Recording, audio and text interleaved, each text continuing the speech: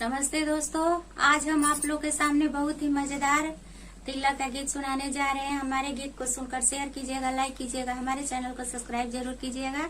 चलिए आइए शुरू करते हैं।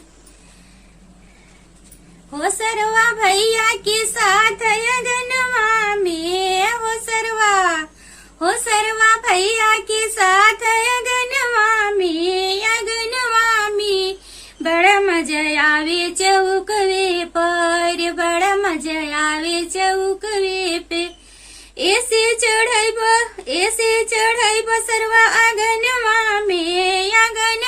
में बड़ा मजा आवे चौकवे पर, बड़ा मजा आवे चौकवे पर। कूलर चढ़ाई तू भैया के, अरे कूलर चढ़ाई तू भैया के बड़ा मजा आवे आंगनवा में, बड़ा मजा आवे आंगनवा में। सिकड़ी पे नहीं बसरवा भैया के, अरे सिकड़ी पे नहीं बसरवा भैया के सब लोग देखे आंगनवा में, सब लोग देखे आंगनवा में।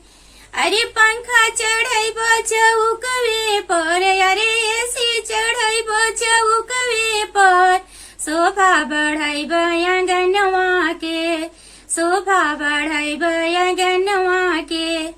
हो सरवा आंगन में आइब आंगनवा में, हो सरवा भैया के साथ आंगनवा में।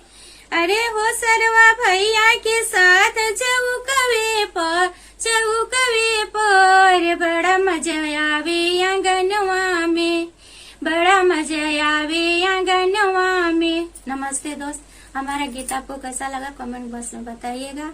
गीत को सुनकर शेयर कीजिएगा, लाइक कीजिएगा, हमारे चैनल को सब्सक्राइब जरूर कीजिएगा।